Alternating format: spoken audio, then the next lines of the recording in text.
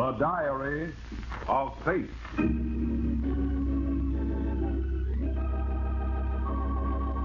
Fate plays no favorites. It could happen to you.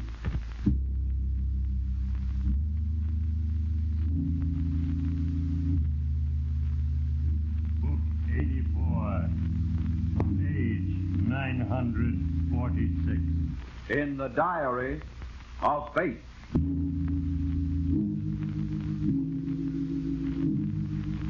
Yes, here it is. The name, Albert Riker. Occupation, department foreman with a construction company. Once, Albert, you were a man of skill and intelligence. But that was before you were subjugated to the insidious will of Eugene Margot, a vicious man whose promises of easy riches through gambling engulfed first your judgment, then your confidence, and finally, even your sense of honesty.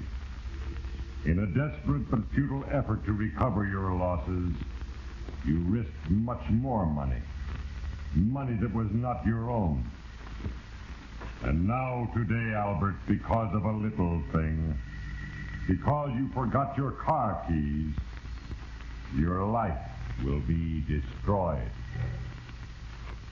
In a moment when I have written, I will read from the record of Albert Riker in The Diary of Fate.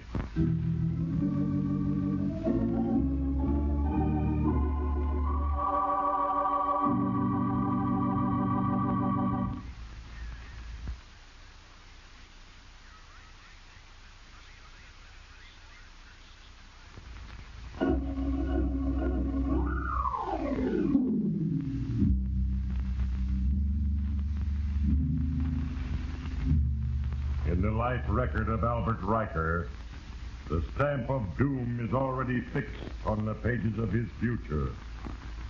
And for a brief moment, I, Fate, look ahead at a single awful incident. What's the matter, Nancy? Albert, why are you looking at me like that? Albert, I'm frightened. Of your own sentimental husband in an old blue sport coat with a silly checkered wheel? Albert, what are you going to do? Stay away from me.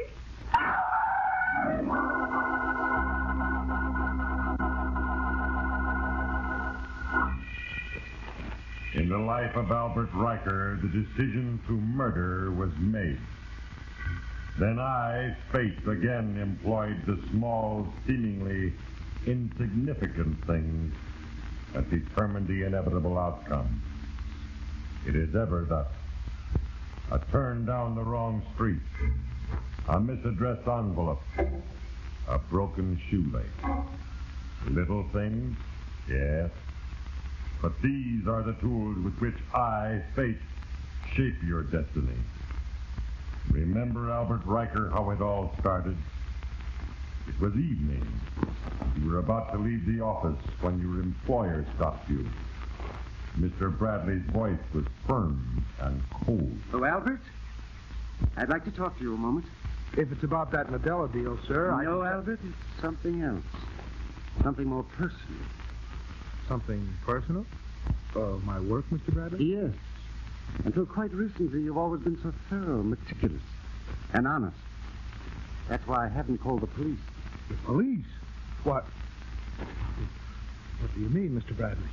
The Clark account. Clark? I don't understand. I think you do, Albert. On the 11th of this month, Dana Clark deposited $9,000 with you. But it didn't show up on your books. Now, where is that money? Answer me, where is it? I took it, Mr. Bradley.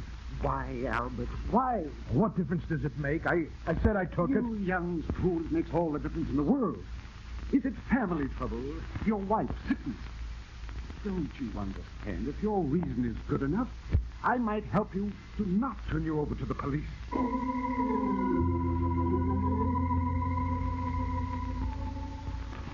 Yes, Albert. The money you had lost gambling with Margot and his friends has belonged to Mr. Bradley. But as you faced him and brazenly lied about a family mortgage, which had prompted you to borrow from the firm, you thought bitterly of the $20,000 in negotiable securities your wife Nancy kept hidden at home. Mr. Bradley accepted your desperate promise to return the money within a week. And when you arrived home, the thought of the bonds Nancy owned had crowded everything else from your mind.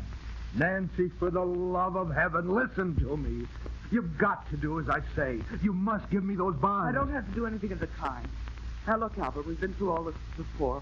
I don't want to lose every penny I have because someone has a better poker hand than you do. I said it was for an investment, a good investment. And I say you're lying.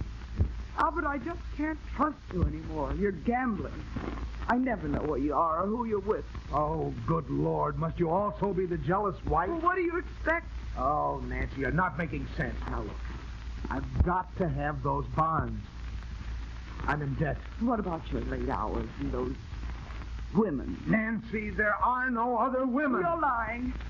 Oh, it's useless to talk to you. I'm going to bed. And don't bother trying to find the bonds, Albert. I have a new place to hide things from my husband. Good night. Oh, who the devil? Hello?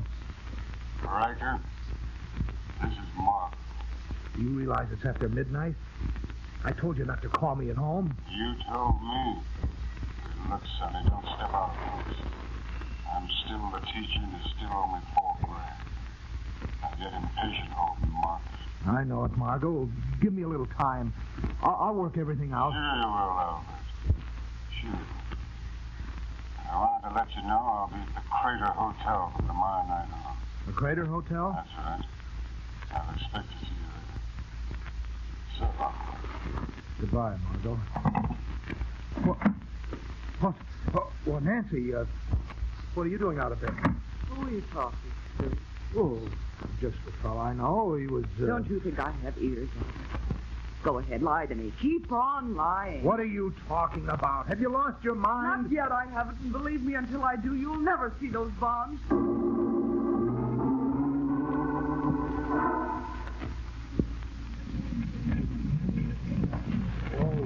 Margot, I've only got 5 days left. 5 days to make up $9,000. Correction, Riker, 13,000. You owe me $4,000. Well, that's just it. If I don't pay Bradley the money I took, I'll be sent to jail. That's your problem. That'll cost you $4,000. Wages are low in prison. Easy, fella. Don't get clever with me. If I don't get my money, you may never get as far as prison. Now, don't forget that. What do you mean? Business is business, right?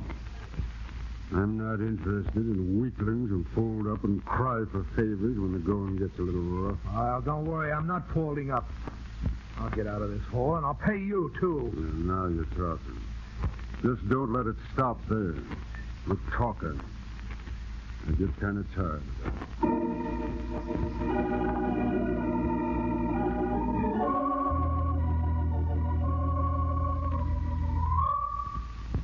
Yes, Albert. Eugene Margot was ruthless. Money was the only thing that could speak for you now. So you decided as a last resort to appeal again to the generosity of Mr. Bradley. And what was it you wanted to see me about this morning, Albert? Well, I wanted to thank you, Mr. Bradley, for this chance to clear myself. And I don't think you'll ever slip again, Albert. Oh, you can depend on that, Mr. Bradley. And just as soon as I've paid you the money, well, I'll feel like a new man. And I'm glad you see it that way. By next week, we'll both be able to forget it ever happened. Well, that's what I wanted to see you about, Mr. Bradley. Could you possibly stretch that time limit? A couple of months would make it a lot easier for me. I'll get out here at the court. Yes, sir. Well, about the money, Mr. Bradley. I heard you, Albert. I've made it extremely easy for you already. So remember this. If I don't have that money in cash in 4 days, I'll have to call in the police. Do I make myself quite clear?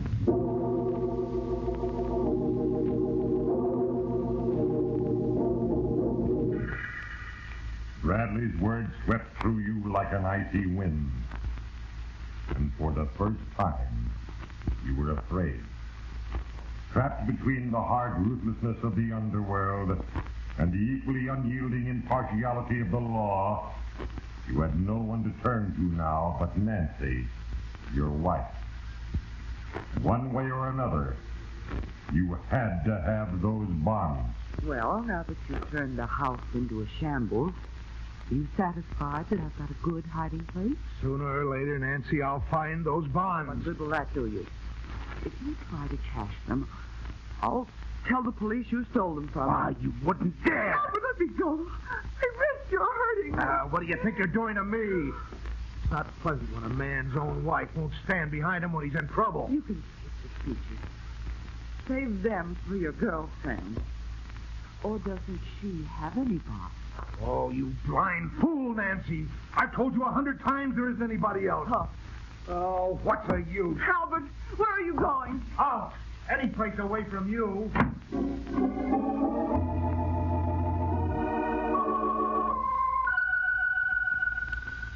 You stormed out of the house and walked quickly to your car.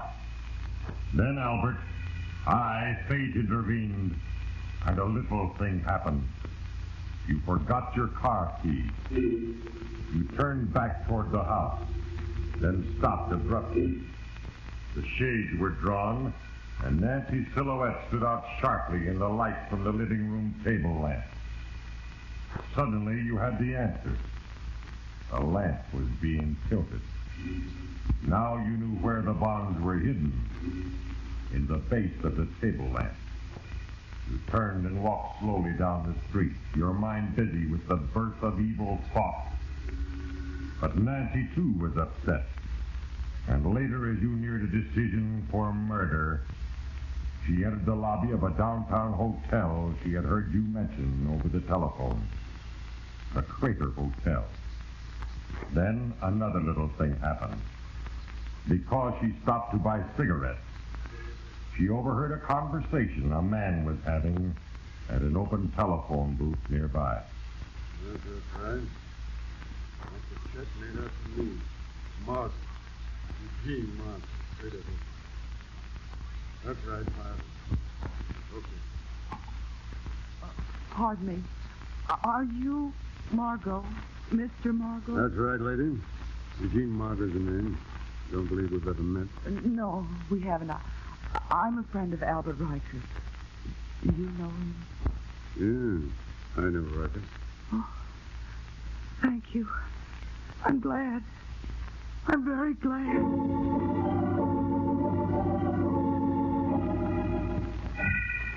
Yes, Albert. Because of a little thing, your wife had discovered that Margot was a man. And as that single fact relieved her mind of the gnawing suspicion that you were unfaithful, she resolved to help you. But you had given up all hope of any voluntary help from Nancy. And you could no longer afford to wait. You called Margot. Listen, Margot, I may need you as an alibi soon. I'll have to be able to prove I was at your place. That can be arranged for a price. Oh, I can pay $1,000. Make it 2 and it's a deal. All right. It's a deal. I'll let you know the details later. Yes, Albert. Now you face a decision. Your freedom or Nancy's life. But there was no doubt in your mind. You had no love for your wife. And now it was too late to turn back. Soon I will record another entry in the Diary of Fate.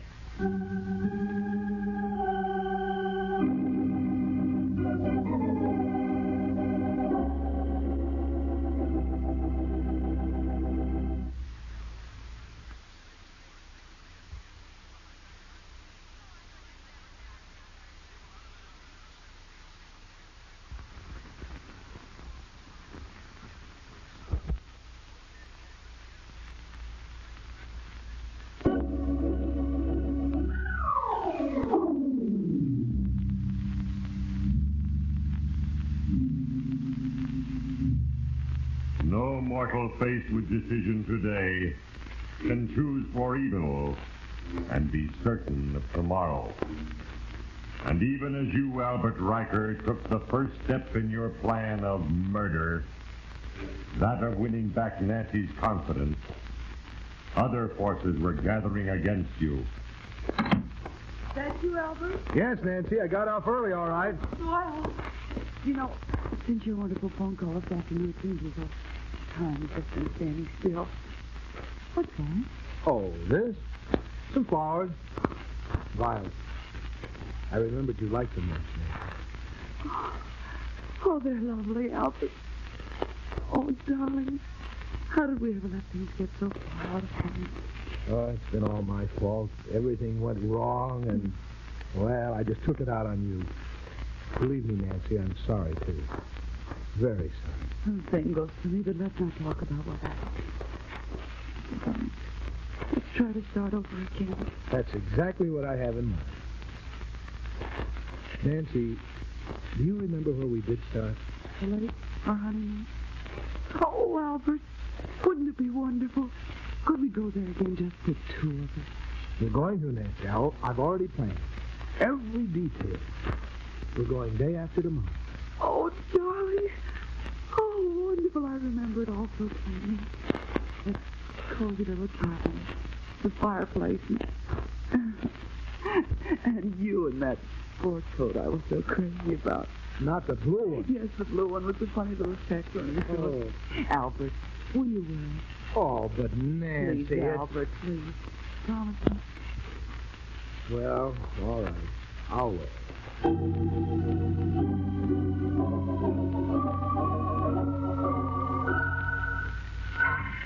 Yes, Albert. Nancy's enthusiasm for the trip you had planned so carefully gave you confidence when you spoke to Mr. Bradley the next morning. I wanted to tell you, Mr. Bradley, that I've worked things out and I'll have the money by tomorrow night. But that's splendid, Albert. I'll never let you down again, Mr. Bradley. You and my wife have complete faith in me. It's given me strength. You told your wife. Oh, yes, sir.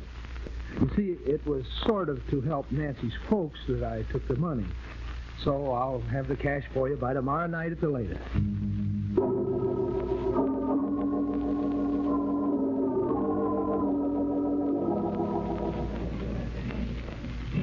Another drink, Nancy? No, thanks, darling.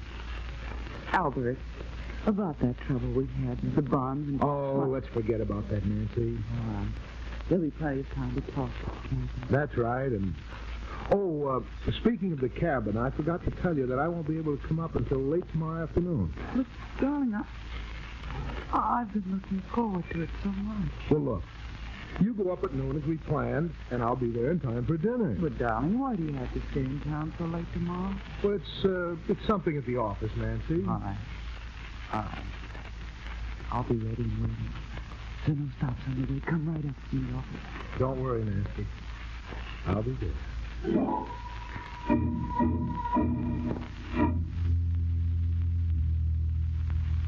Yes, Albert. You would be there. You were impatient the next morning, and it was impossible for you to work as you thought ahead to the moment when your wife would be out of the way, and you would have the money you needed so desperately. Finally, it was time to leave the office. You were almost to the door when... Albert, Mr. Winters is on the phone now, and he wants to see the specifications on their plant edition at once. They've got some sort of conference going on up at his office. I hope you don't mind going up there now. Why, no, Mr. Bradley. Not at all. Good. It shouldn't take more than an hour or so. And, I'll meet you at your place tonight about that other matter. Will 9 o'clock be all right? Yes, Mr. Bradley. That'll be fine.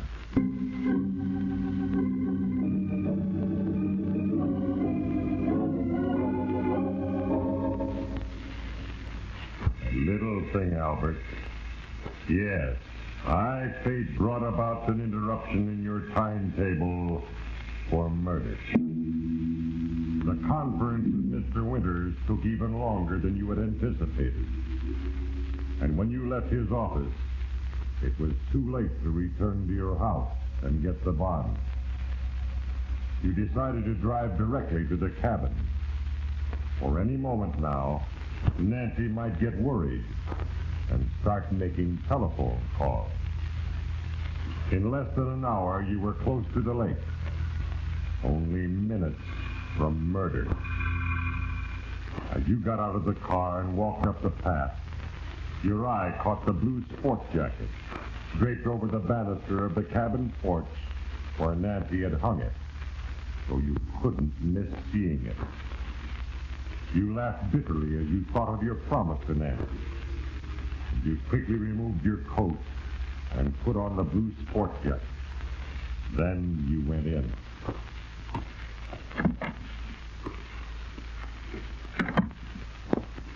Good evening, Nancy. Oh, hello, darling. I was just beginning to worry about...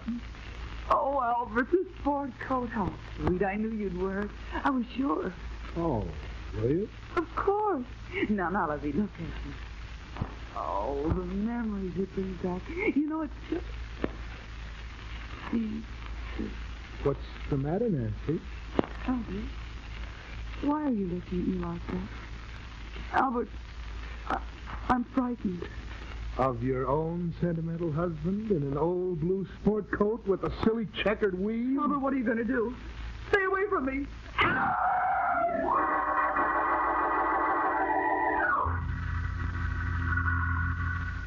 Yes, Albert Riker, you killed your wife. For a moment you stared transfixed at her blood on your jacket. The blue jacket that she had wanted you to wear. Then you moved quickly.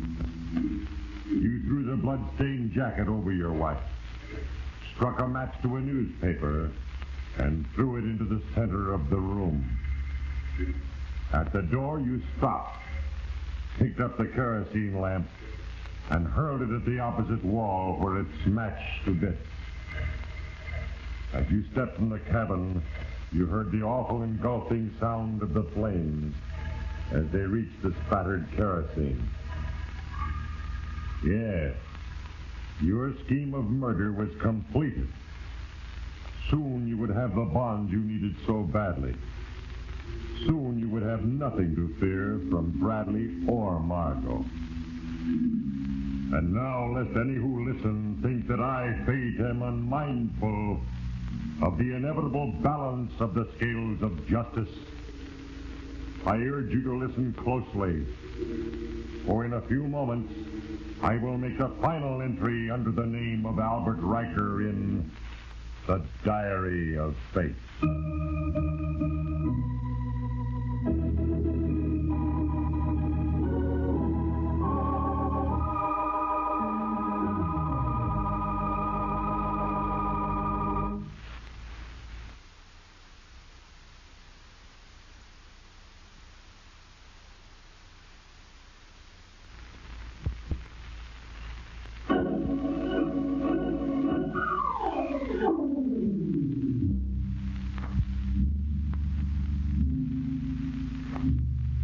As constant as the passing of time is the unrelenting principle of justice. Yes, Albert Riker, even as you arrived at your house an hour after you had murdered your wife, the plan already set in motion by your decision for evil was quickly moving to its irrevocable conclusion. And not even I, Fate, could alter its inevitable course. For only seconds after you entered the living room, your doorbell rang. It was Mr. Bradley. I'm sorry I'm a bit late, Albert, but I'm a mountain of work at the office. If you don't mind, I'll take the money and leave it for you. Well, Mr. Bradley, the truth of the matter is that I haven't got it yet. What? Listen, Riker. Don't ever mistake my generosity for stupidity. Oh, it's not that, sir. You see, I've got it in bonds, negotiable ones. I just didn't get to the bank yesterday, and what with the Winters deal this afternoon, and then the... All right, Albert, all right. I'll take the bonds. You can straighten everything out on Monday. Well, that suits me, Mr. Bradley. I've got them right here in this lamp date. Sort of a family vault. Here we are. bonds in a second, and then I could go... Well, what's wrong, Riker? The bonds. They're gone. What? They're gone, I tell you. What's that? That's why, it's a note. Give it to me. It's from your wife. Let's see. Dear Albus, I hope you never find this letter, for if you do, it can only mean that you never intended to meet me at the lake. It can only mean that you intended to rob me. If that was your plan, Albert, I'm sorry, because I've already converted the bonds into cash, and I intended to give you the money. You see, I was wrong about Margot. I thought Margot was a woman. Yes, Albert, if you were really sincere about our starting all over again, the money is yours. I put it in the inside pocket of your blue sport jacket. The one... What? The blue jacket. That's funny. All of it was in the blue jacket. Where is it? The jacket. But I burned it in the cabin. Don't you understand? I destroyed it. I threw it over Nancy and set it on fire. And now it is time to close the book. Another entry has been duly noted. In the case of Albert Riker, as in the cases of all mortals, I, fate, am but the instrument of a plan. And the little things of life are the tools with which I work. I, fate, arranged for Albert Riker to forget his car keys. And as a result, he discovered where his wife had hidden the bonds. And because of another little thing, because Nancy Riker remembered a blue jacket, Albert's evil scheme exploded. And in the hysteria of the moment, he admitted setting fire to the cabin, and the entire plan was revealed. And now, Eugene Margot sits in his prison cell, paying his debt to society. And as Albert Riker feels the straps of the electric chair snapped about his legs, he curses me, fate, for the little things that brought about his undoing. Now the plan is finished, complete, and justice has been served. Ponder well the moral, you who listen, and remember, there is a page for you in the Diary of Fate.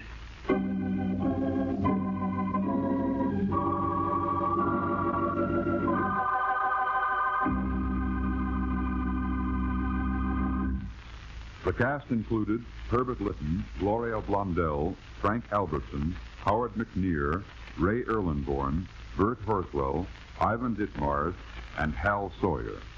This is a Larry Finley transcription, brought to you from Hollywood.